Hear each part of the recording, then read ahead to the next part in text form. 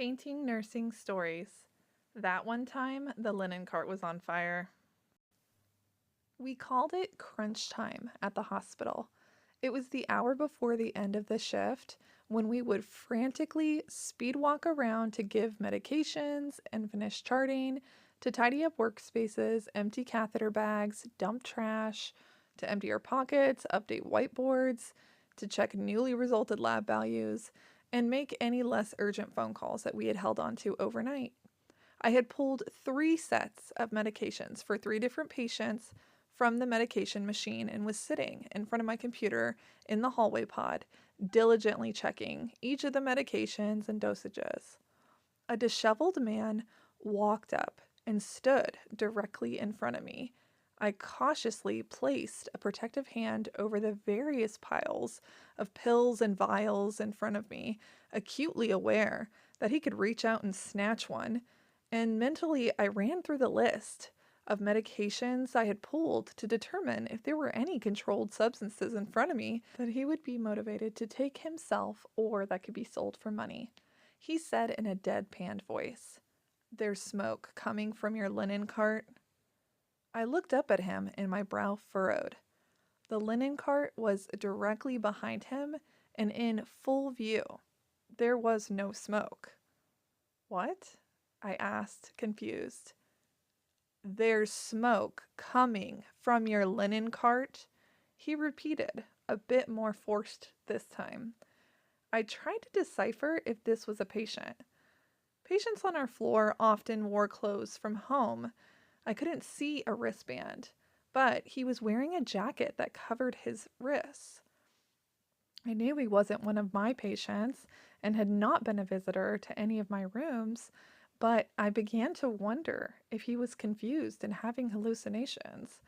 I looked around for any of my coworkers to ask if they knew who he was, but no one else was around. Everyone was working in other patient rooms. I glanced down the hallway towards the next linen cart. Perhaps he was talking about another one? "Here."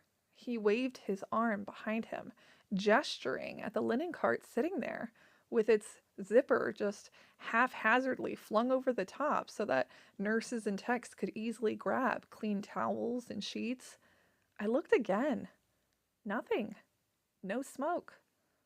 I decided he was unstable, and I needed to press forward with my tasks, knowing I had no time for interruptions. "I'm sorry, sir. I need to go give these medications." He narrowed his eyes at me and leaned forward slightly.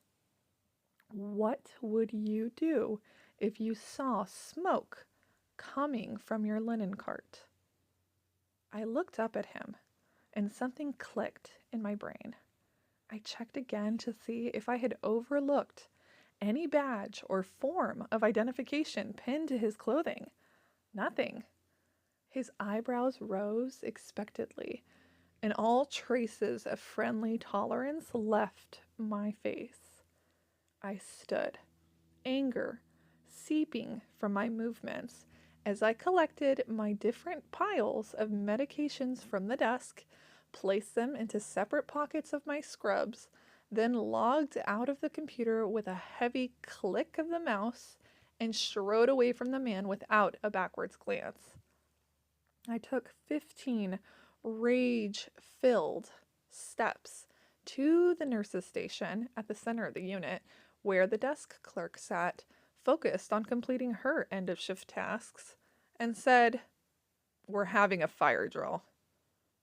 "A fire drill? You're not serious," she pleaded. "Yep. This guy just said that there was smoke in the linen cart and asked me what I would do."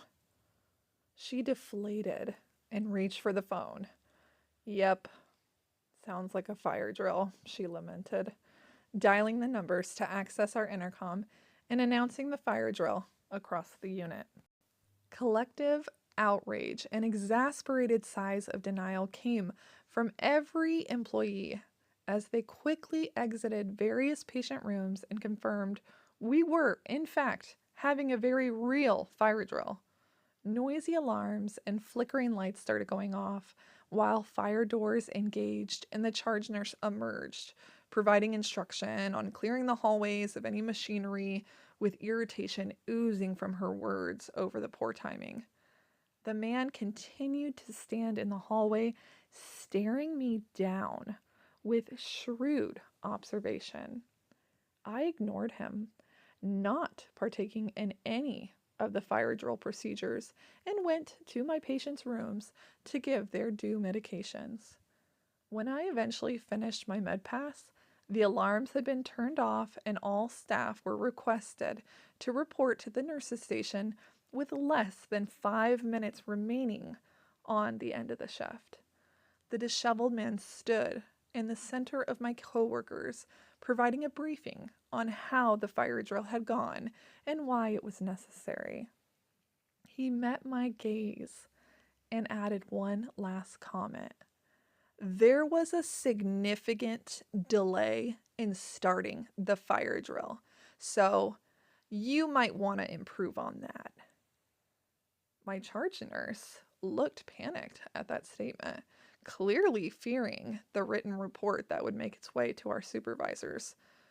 After the man left, she began asking everyone, "Why was there a delay? What delay was it?" I waited until the crowd thinned as the new shift employees arrived to begin getting report before approaching the charge nurse and explaining my confusion at the man's appearance and words regarding the linen cart. Understanding flashed in her eyes, and she recounted this particular's affinity at surprising employees with creative fire drills. Thanks for listening. Follow for more, and let me know if you've ever had a make-believe situation lead to a fire drill at your work.